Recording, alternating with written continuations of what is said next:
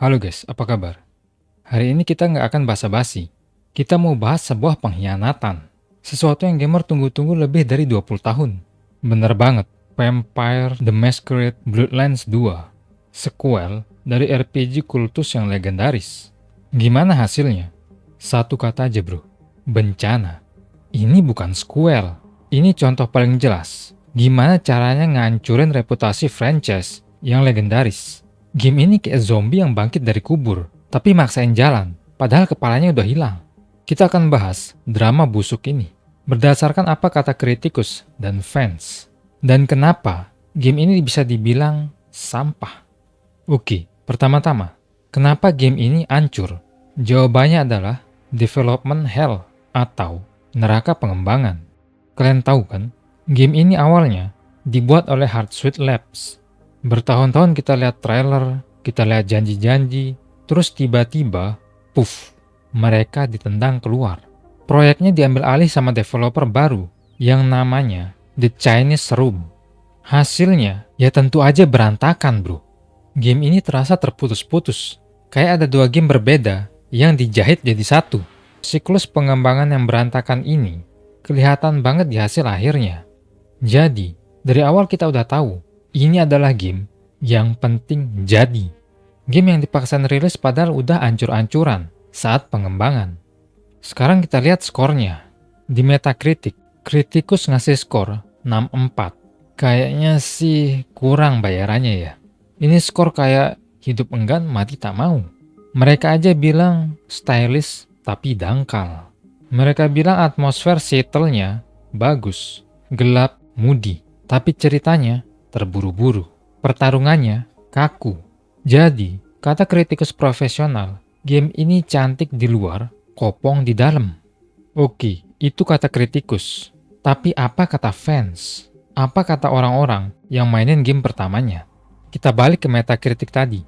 Lihat user score-nya. 4,3. Ini sih ngelawak bro. Kenapa fans kecewa dan semarah ini? Satu lagi, game sampah modern yang sempurna. Dibuat oleh developer modern, tak berbakat yang sempurna. Ini bukan Vampire The Masquerade Bloodlines. Ini bahkan bukan game yang bagus tentang vampir. Ini hanyalah omong kosong modern, tak berbakat. Titik-titiknya kayaknya tai. Lainnya, sampah di AI. Dimana kamu pada dasarnya tidak bisa membedakan pria dari wanita. Hindari bagaimanapun caranya. Membosankan. Game yang penuh bug, membosankan dan monoton. Tidak ada elemen RPG, tidak ada inventaris, tidak ada dialog bercabang. Semua model dan musuh dari aset store sama. Dunia yang kosong, penulisan yang buruk, sebuah kegagalan. Titik-titiknya sih tai.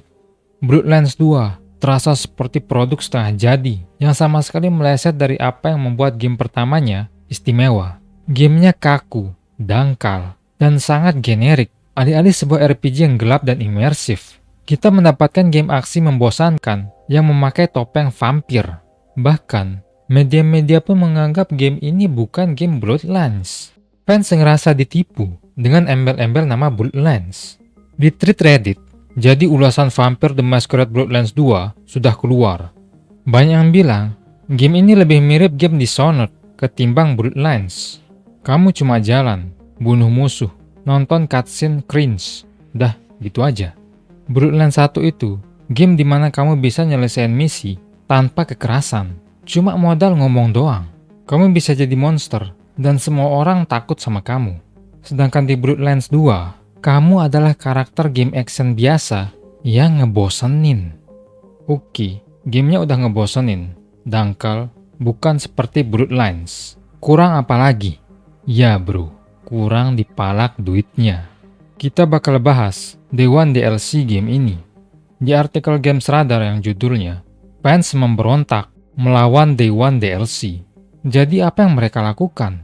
Publishernya, si Paradox Interactive, memutuskan untuk mengunci dua klan, Klan La Sombra dan Toreador, di belakang paywall. Ini kayak kamu beli game Pokemon, tapi Pokeballnya dijual terpisah. Pakai karung dah tuh kalian nangkepnya. Itu yang mereka lakukan. Fans marah besar. Dan apa jawaban Paradox? Mereka bilang, Bukan hal yang aneh bagi game untuk rilis dengan konten tambahan. Dan mengingat sifat dari game ini sebagaimana adanya, yang telah melalui banyak hal, ini adalah cara untuk mendapatkan pemain tambahan yang telah meminta konten tersebut dan meminta klan-klan tersebut di hari pertama. Jadi karena pengembangan kalian yang berantakan, kita yang harus ngeluarin uang lebih gitu. Mereka bilang cara untuk mendapatkan pemain tambahan yang telah meminta konten tersebut. Hah? Minta? Kita tuh nggak minta kontennya dikunci. Kita minta kontennya ada di dalam game yang udah kita bayar penuh. Ini mereka kayak ngejek kita sih. Mau mainin pemain sama klan tambahan? Bayar dulu bro. Tai kucing. Mereka udah tahu gamenya bermasalah. Tapi mereka masih nekat malak fans di hari pertama. Gila sih si paradoks-paradoks ini. Tapi setelah menuai kritik keras yang signifikan, akhirnya mereka melakukan perubahan. Pemain dan klan tersebut sekarang udah ada di game penuhnya. Ini adalah pelajaran yang bisa kita ambil bro. Bahwa jangan pernah diem aja kalau ada developer yang membuat kita membayar lebih sama konten yang seharusnya ada di game penuhnya. Biar mereka nggak semena-mena. Jadi kesimpulannya gimana? Vampire: The Masquerade Bloodlines 2 adalah sebuah tragedi. Ini pelajaran bahwa development hell pasti menghasilkan sesuatu yang hancur kayak begini. Embel-embel nama Bloodlines nggak bisa nutupin game yang membosankan dan dangkal. Ini pelajaran bahwa kalau kalian mengkhianati fans lama, mereka akan kecewa dan pergi. Dan jangan pernah malak fans dengan Day One DLC untuk konten yang seharusnya ada di game penuhnya.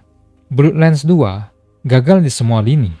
Gagal secara teknis, gagal secara kreatif, gagal di mata fans, dan gagal di pasar. Mereka nggak cuma bikin game jelek, mereka membunuh harapan fans yang udah nunggu lebih dari 20 tahun. Oke, mungkin segitu aja dari aku. Gimana menurut kalian guys? Apakah kalian juga kecewa dengan game ini? Atau kalian bodo amat? Tulis pendapat kalian di bawah. Kalau kalian suka video kayak gini, jangan lupa like dan subscribe. Dan cek videoku yang lain. Semoga kalian menikmati videonya and see you guys next time. Peace.